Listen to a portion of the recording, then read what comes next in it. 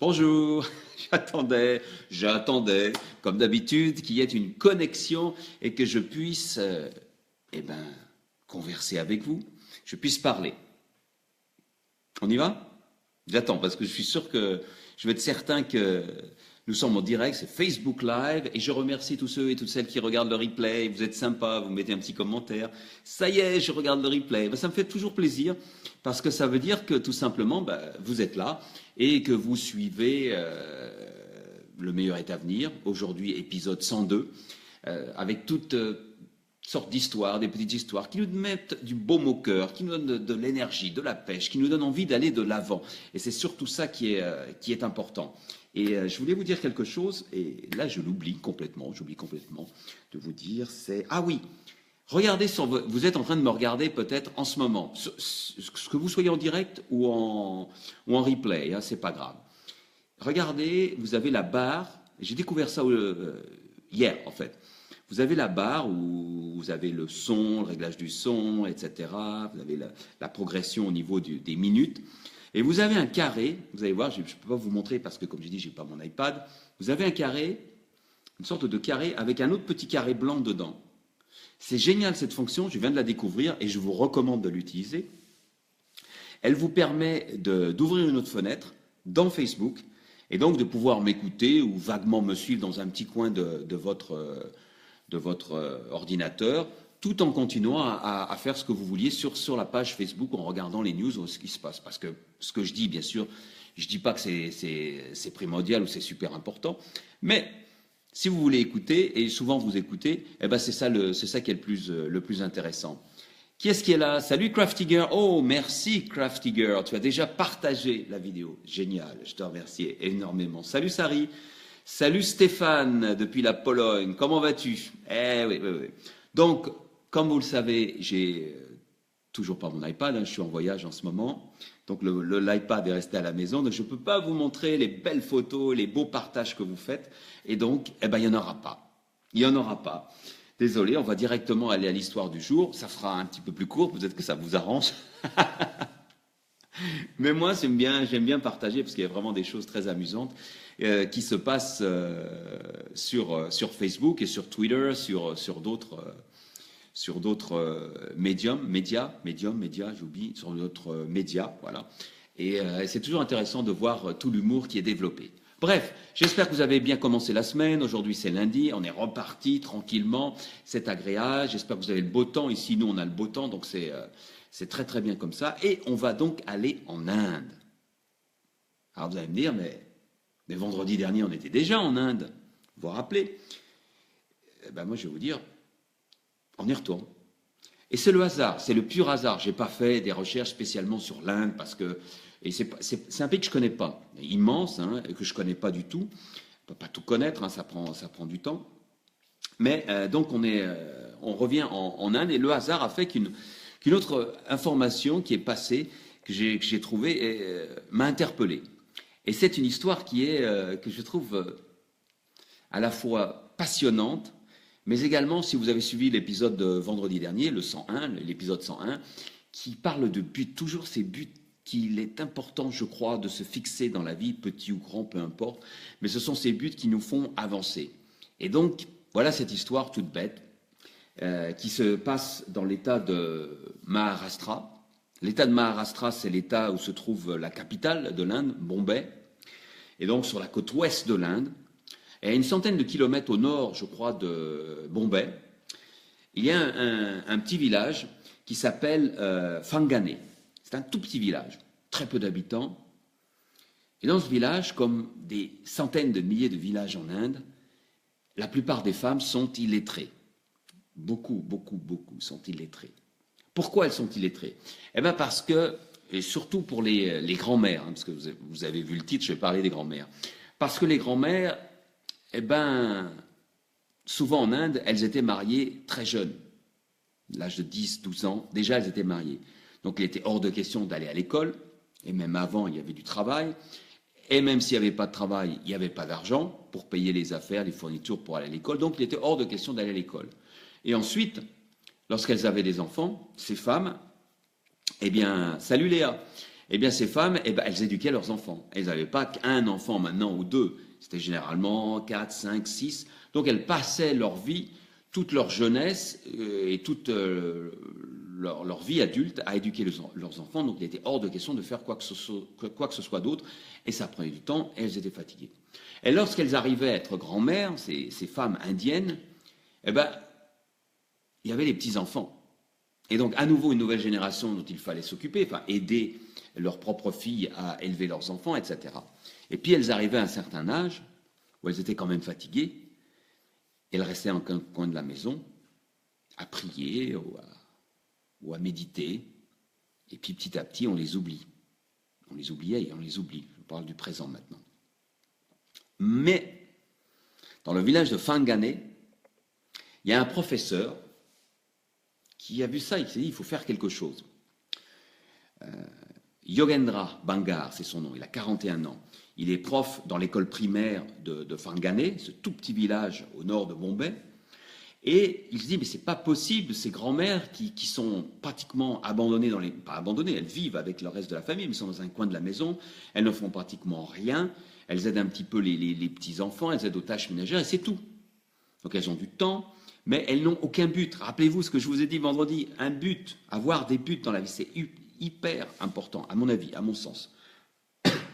Et il réfléchit, et un jour il se trouve dans une cérémonie religieuse, dans le village de Fangané, à Fangané, où on prie les dieux de la religion locale. Et une des grand-mères, il parle avec une grand-mère qui dit « Ah, ça aurait été bien si j'avais pu lire, parce que si j'avais pu lire, eh bien, j'aurais pu lire un livre de prière à la maison. J'aurais pas été obligé de venir pour écouter quelqu'un me lire les prières. » Et dans l'esprit de Yogendra, ça fait tilt. Elle s'est dit, ben voilà ce qu'il faut que je fasse. Voilà ce qu'on va faire. Ces grands-mères qui sont là, et qui sont là à attendre, pratiquement, elles attendent de mourir, eh bien, on va leur donner un but. On va leur apprendre à lire. Alors, peut-être que pour vous, ça paraît OK, ouais, il y a des cours en France, on peut aller à l'université pour tous, il y a l'université je ne sais pas comment ça va, du troisième âge, l'université pour tous. Donc, et souvent, moi, je vais de temps en temps, quand je suis à Albi, je vais à l'université pour tous, oui, c'est ça. Et je peux vous dire que 95%, 90% des élèves sont des seniors, hein, là c'est sûr. Donc, ça paraît normal. Mais en Inde, cette idée est révolutionnaire. Hein, en Inde, c'est révolutionnaire. Il y a beaucoup de personnes qui vont vous dire, mais pourquoi éduquer ces femmes? De toute façon, elles sont à l'article de la mort, elles n'ont pas besoin de ça, leur vie est derrière elles. Pourquoi faire? Ça ne sert à rien. Mais Yogendra ne pense pas la même chose. Et Yogendra est un prof aimé, il est prof à l'école primaire de Fangané, donc ce village, et il a des bons contacts avec une organisation, une association caritative, et il leur parle de cette idée. L'association dit, ouais, banco, enfin en indien, hein, dans la langue en indien, on va dire banco, je ne sais pas comment on dit, mais ils leur disent banco, on va faire ça. Et Yogendra est emballé. Donc tout simplement, il prend une petite classe, vous savez, en Inde c'est très simple, hein. J'ai des photos, malheureusement je ne peux pas les montrer parce que j'ai oublié mon iPad. Je vais vous le répéter jusqu'à ce que je rentre à Albi. Et donc ils construisent une petite classe, il fait bon, il ne fait pas froid, donc c'est très simple. Classe, on s'assoit directement au sol, attenante à l'école primaire. Et voilà, Yogendra fait le tour du village pour savoir s'il y avait des grands-mères qui seraient intéressées d'apprendre à lire. Alors vous imaginez un petit peu la situation. C'est-à-dire qu'il va frapper à toutes les portes du village, partout il y a des grands-mères, et il va leur parler, il va leur dire, mais ça vous dirait d'apprendre à lire? La plupart des grands-mères, bien sûr, sont d'abord étonnées, et ensuite se disent, mais à quoi bon? C'est le fameux aquabonisme, philosophie très... que je n'aime pas. Et voilà. Mais Yogendra arrive à en convaincre quelques-unes. Je dis quelques-unes parce que les autres, il n'a pas à les convaincre. Elles sont emballées. La plupart des grands-mères de Fangané, ce petit village perdu au fin fond de l'état de Maharashtra, sont emballées. Elles disent, oui, moi j'ai envie d'apprendre. Parce que, elle parle au professeur, elle dit, mais vous ne savez pas ce que c'est que la honte d'arriver à la banque pour retirer de l'argent et de ne pas pouvoir signer de son nom. Parce qu'elles vont apprendre à lire, mais à écrire aussi. C'est une honte pour elles. En Inde, ça se passe comme ça. Lorsqu'on ne sait pas écrire, eh ben, on prend l'empreinte du pouce. Alors pour elles, ça serait une victoire fabuleuse. Elles ont passé toute leur vie à ne pas signer, à ne pas savoir lire, à juste mettre le pouce. Et bien sûr, vous savez comment est la société, on se moque d'elle. Tiens, elle ne sait pas lire, une illettrée, vous voyez ce que je veux dire. Mais là, Yogendra, le professeur, leur donne la possibilité de changer, de tourner les tables, de leur donner un objectif. Et donc, il y a un peu plus d'un an, l'école ouvre en grande fanfare, avec tout le village présent. Alors, je ne sais pas si le village de Fangane est un village avant-gardiste, un village qui voit l'intérêt d'éduquer ses grands-mères, mais en tout cas, ils étaient tous là, et ils ont tous soutenu le projet de Yogendra. Je subodore, I suspect en anglais, je suppose, je suspecte, non, je ne sais pas comment on dit, bref, vous m'avez compris. Je suppose que Yogendra avait une bonne réputation et on l'a suivi parce que c'est un gars qui est bien, qui va de l'avant. J'ai sa photo ici, il a une bonne tête, il a envie de faire des choses. Et donc on l'aide. Mais Yogendra a quelques conditions. Eh oui, l'école sera de 2h à 4h tous les après-midi. 2h seulement. Pourquoi? Parce qu'avant, quand même, elles aident la famille. Et après, eh ben, elles aident les petits-enfants, etc. Du travail light, léger. Mais quand même, elles ont encore un rôle dans la famille. Et Yogendra ne veut pas briser ça, ce groupe familial, les familles qui vivent encore ensemble en Inde. Donc voilà, il dit de 2 à 4, ça sera tous les après-midi. Et vous viendrez avec votre cartable. Il est hors de question que vous veniez sans rien, juste comme ça, les mains dans les poches. Vous allez être des vrais élèves. Et c'est important, parce que ça donne de la confiance en soi. C'est-à-dire qu'on prend ses affaires, on prend ses cahiers, on prend ses stylos, on met dans un cartable et on marche jusqu'à l'école. Elle n'est pas loin, elle est au centre du village. Et donc ça donne une certaine prestance, on vous voit. On voit que vous allez quelque part. Et c'est très important pour ces grands-mères.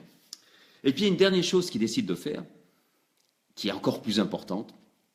Il faut savoir que la tradition en Inde, je ne savais pas, lorsqu'on est veuve, on ne peut pas porter de vêtements de toutes les couleurs, chatoyants comme on veut. On doit s'habiller en blanc, je ne savais pas.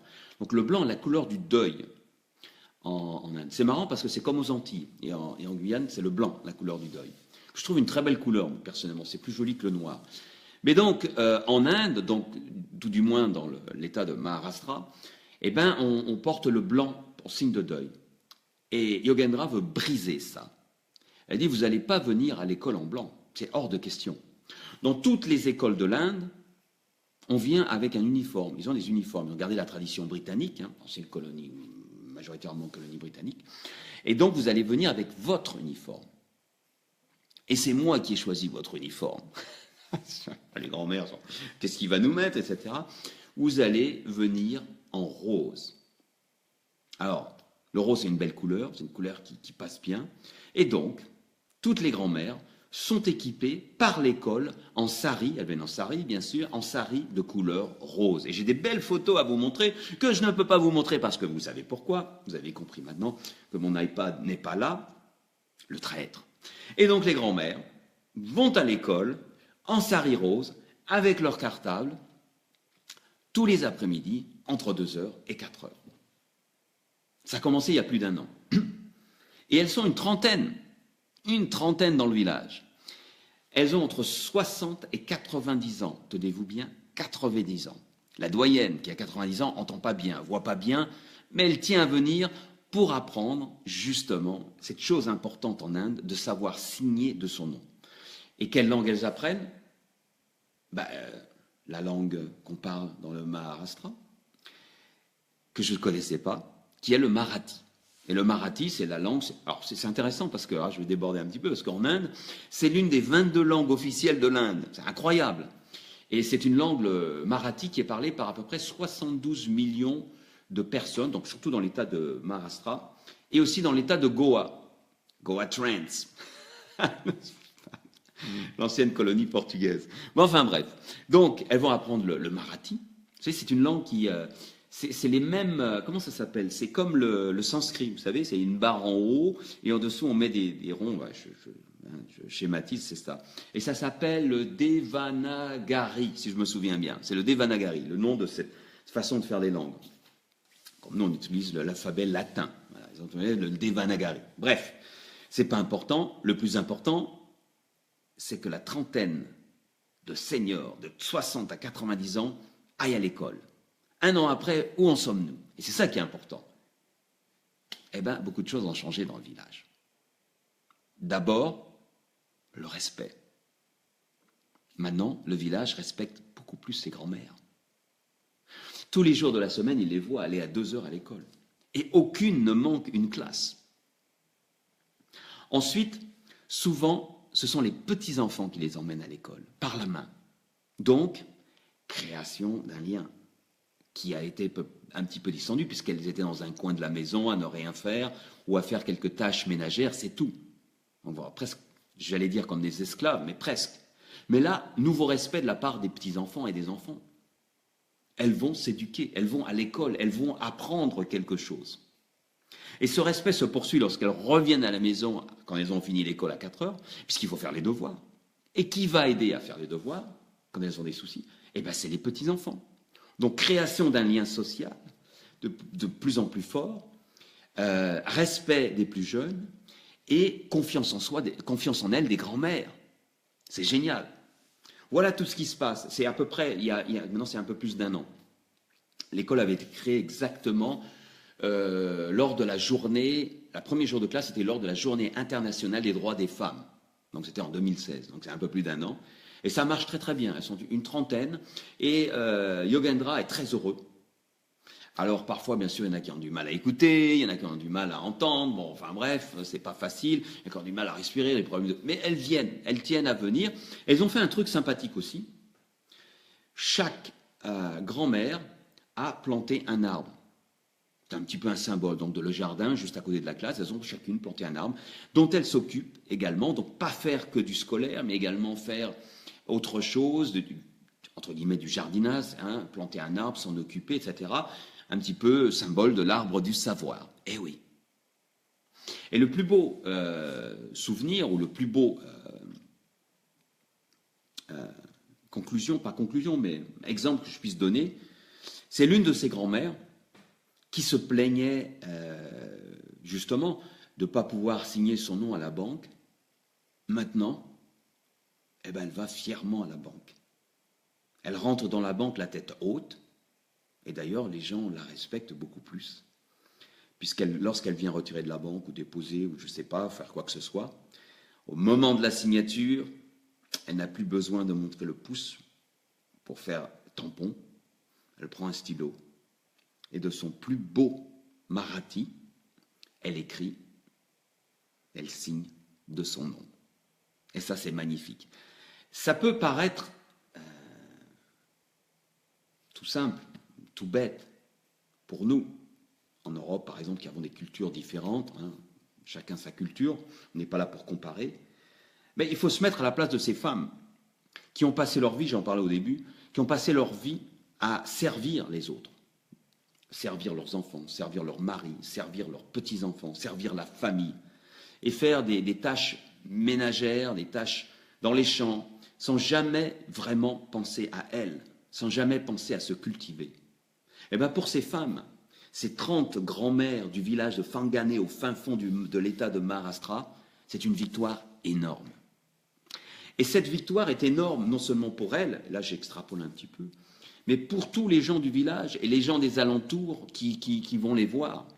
Parce que ça fait tache d'huile, ça donne des idées.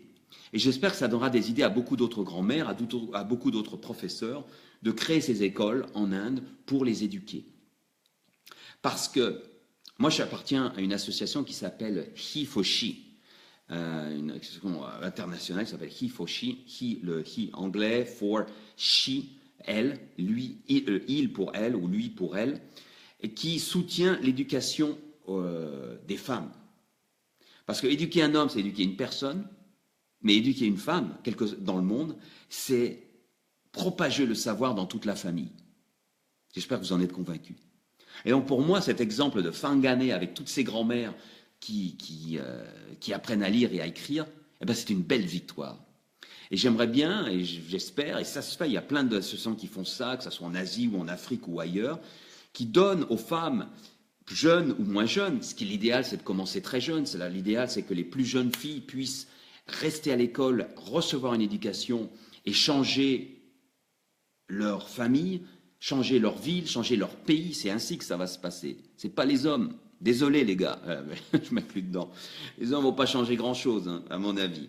On va faire la guerre, c'est tout. Je déteste ça. Mais bon, éduquons les femmes. Et suivons l'exemple de Yogendra, dans son village de Fangané, qui a eu cette idée géniale d'éduquer et d'ouvrir une porte au savoir, à la lumière de toutes ces grand-mères de 60 à 90 ans. C'est bien, hein, ça fait plaisir. C'est pour ça que je suis resté en Inde pour le deuxième épisode consécutif. Et c'est vraiment le hasard, je n'ai pas fait exprès du tout. Bon voilà, c'est tout pour aujourd'hui. Petite citation en partant. Allez, hein, on va faire une petite citation, rien à voir avec l'histoire. Qu'est-ce que tu dis, Léa? C'est une belle leçon de vie de vouloir apprendre à lire à 90 ans et moins. Et oui, c'est une belle leçon.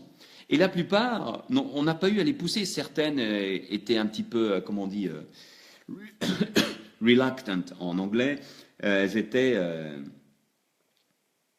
je sais pas le mot. Mais enfin bref, vous avez compris. Elles étaient, il a fallu les pousser. Mais la majorité ont été emballées. Oui, moi je veux venir. Et je vous jure, si vous voyez les photos, attendez, je vais vous en montrer une quand même, même si c'est pas joli. Allez. On va prendre le temps. Je vais vous montrer ça avec l'ordinateur directement. Regardez-moi ces grands-mères.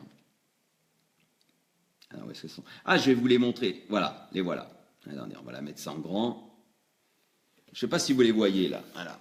Ah, on les voit pas bien. Voyez-les, ces grands-mères, avec leur sari rose, leur cartable. Regardez comme elles sont heureuses d'aller à l'école. Et puis on va lui rendre hommage aussi parce que c'est quand même lui qui a créé cette école. Est-ce que je l'ai, Yogendra? Ouais, voilà, je l'ai là. Je l'ai là. Et la photo est d'autant plus belle qu'il est au milieu de ses grands-mères. Attendez, je vais vous montrer ça. Regardez. Bon, vous voyez, il est là. C'est lui, Yogendra, le prof. Enfin, il fait pas l'école lui-même, il est professeur à l'école, il a eu l'idée, mais c'est une prof bénévole, hein, une femme qui fait l'éducation. Et regardez-les avec ses grands-mères. C'est pas beau? Ces sourires sont magnifiques. Ces femmes n'ont rien, ont passé leur vie à servir les autres, leur famille, leurs maris, leurs enfants, je vous l'ai dit. Et enfin, elles peuvent recevoir une éducation. Merci Léa, oui c'est ça, elles étaient un peu récalcitrantes. Eh oui, mais bon, voilà, ça c'est passé. C'est tant mieux, les voilà. Alors la citation du jour, alors, j'en ai deux. Sachiko, genki desu ne. How are you? Merci. Et alors j'ai deux citations parce que Lily a partagé une citation que je trouve magnifique. Alors je vais vous la lire. Signé Romain Gary. Déjà quand c'est du Romain Gary, hein, vous connaissez, cet écrivain fabuleux, 2 fois prix concours, le rebelle. Ah là là, ça il faut le faire. Alors c'est impossible normalement, vous le savez. A fait une citation sur l'amour. Il a une plume, Romain Gary, qui est fabuleuse, et Lily a pris une citation, je vous la lis.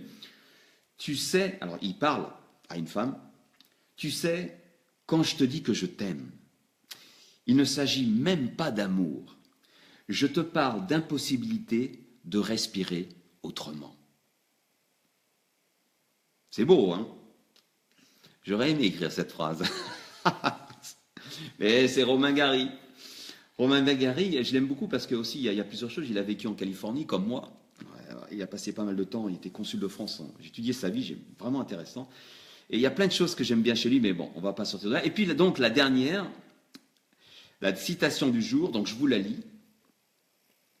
Réfléchissez, pensez bien ça. Oh, les jolis petits cœurs. Je ne sais pas qu'est-ce qui fait les petits cœurs, mais c'est très sympa. N'hésitez pas à partager ce direct. Profitez-en là. Vous avez une touche, partagez, et vous pouvez le partager avec tous vos amis. Et n'oubliez pas aussi, oui, Léa, belle citation. N'oubliez pas aussi, je vous le redirai un autre jour, c'est pas grave. Voici la citation. Les plus faibles se vengent, les plus forts pardonnent, les plus heureux oublient. C'est joli, hein? Et c'est ça en fait de la vie. Une des choses de la vie, avec les buts bien sûr, on se focalise. Salut Suzy, tu vas bien? Oui, Lily a toujours de belles citations à partager. Ouais, ouais. Et ça a été partagé par Estelle, hein, cette citation. Les plus faibles se vengent, les plus forts pardonnent, les plus heureux oublient. Et oui, c'est ça aussi la vie. C'est savoir pardonner, encore mieux oublier. Pourquoi s'embarrasser des choses qui sont désagréables? Ça ne sert à rien. On dit souvent, je pardonne, mais je n'oublie pas. C'est bien d'oublier, de ne pas s'encombrer l'esprit avec ça. Si on peut, ce n'est pas toujours possible, ce n'est pas toujours facile, ça dépend de quoi on parle. Mais moi, j'essaye d'oublier, de pardonner, d'oublier. J'essaye, je n'y arrive pas toujours, ce n'est pas facile, hein, on est des êtres humains. Mais si vous pouvez faire ça, pensez-y, c'est vraiment, ça vous allège la vie. Et quand j'y arrive, je suis très content parce que la vie est beaucoup plus simple. Voilà. C'est fini pour aujourd'hui. Vous passez une bonne soirée, j'espère. Allez pardonner et oublier la chose que vous a fait cette personne. C'est elle qui est à plaindre, c'est pas vous. Allez, profitez, souriez, fixez-vous des buts comme ces grands-mères de Fangané en Inde qui ont trouvé un but sublime dans leur vie. Et vous allez voir, ça ira beaucoup mieux. Au revoir. J'ai raté le bouton. Merci pour les petits cœurs. J'arrive pas à savoir qui me fait des petits cœurs. On dirait une statue de Bouddha. Alors, je sais pas qui c'est. Merci Manon, bonne soirée. Au revoir à tous. Merci.